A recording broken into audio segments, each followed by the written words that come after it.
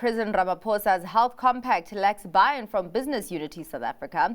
The organised business group refuses to sign the policy document, which would signal endorsing the NHI Act in its current form. Busa has warned that it's unaffordable, unworkable and will likely damage the country's health system and investor confidence.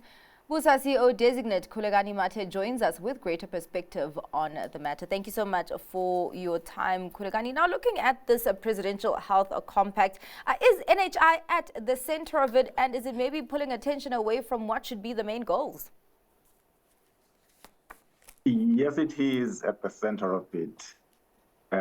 So just by way of background, this is the second compact. The first one was signed in 2018.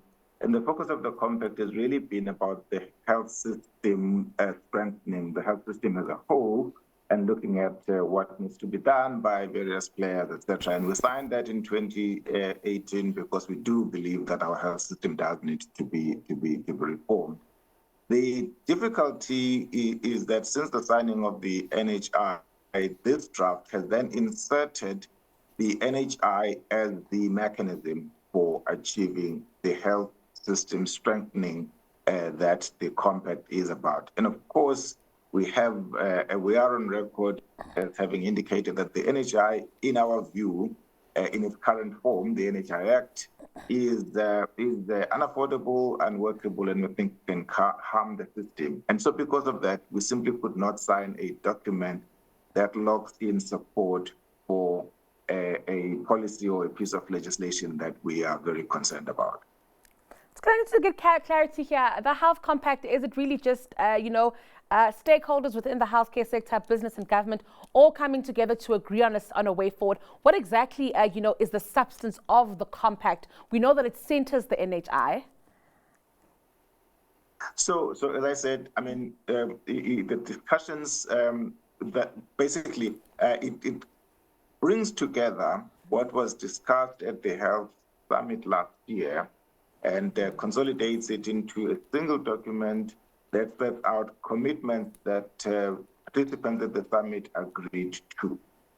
And they range from a whole range of issues in the health sector, from how do you deal with the infrastructure issues, how you deal with human resources issues, et cetera, that needs to be addressed, which we do not have a problem with. But to then say the NHI is the vehicle through which you do that is what we have a difficulty with, because in our view, it is not. We think that, in fact, it can harm the system rather than strengthen the system.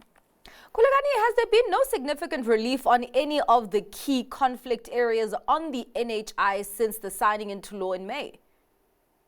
No, there has not been anything done yet, as far as we know, certainly from public point of view. We were, of course, encouraged by an indication in the president's speech during the opening of Parliament, indicating an openness to looking at how the private sector and the public sector can work together in this.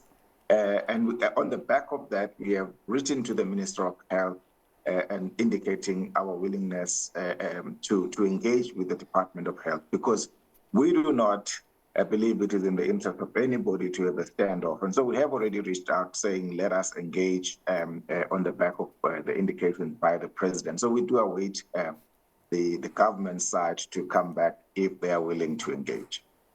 Also interesting here, Khulekani, I guess, and you present Busa today, you're not the only stakeholder to push back on this health compact.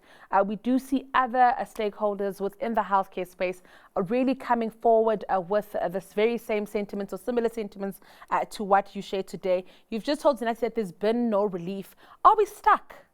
In the absence of relief here, are we stuck where it comes to universal healthcare or healthcare reforms here in South Africa? I would hope that we're not stuck. I mean, yes, the NHI Act has been signed into law. It has not been promulgated. In other words, it has not come into effect yet. And even if it were in effect, laws get amended all the time. So there is an opportunity to actually amend this piece of legislation such that it addresses the concerns that have been raised. I mean, the point you make about there being other stakeholders that have raised concerns should really send a message to the government that it would be very unwise to proceed with implementation when critical stakeholders like doctors and other health practitioners raise concerns, because you're like somebody who's going to war with the soldiers saying we're tired, we can't go to war kind of thing.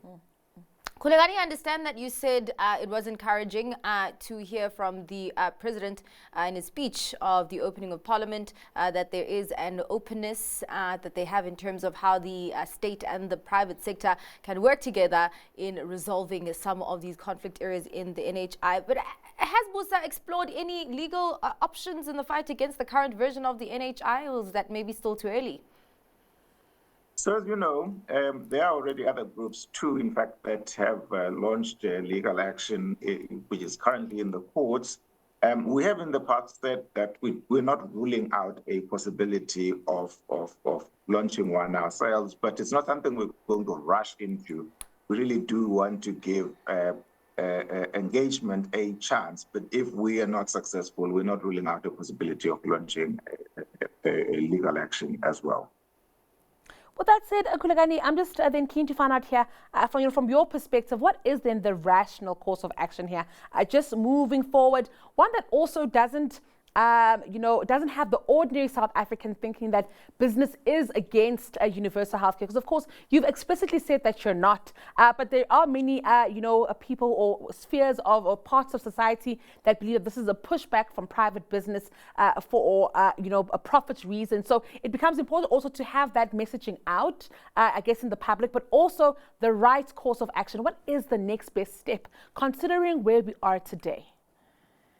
Yeah, the right course of action is really to engage groups, and these are groups of people who are highly invested in the health system. They work in the health system to work out a system that is going to work for the country. It doesn't help to raise people's expectations about what they might expect. At the moment, there's no information in the public domain that sets out the benefit package that will be covered by the NHI, for instance. So, are people's expectations raised that they can get any kind of services from day one?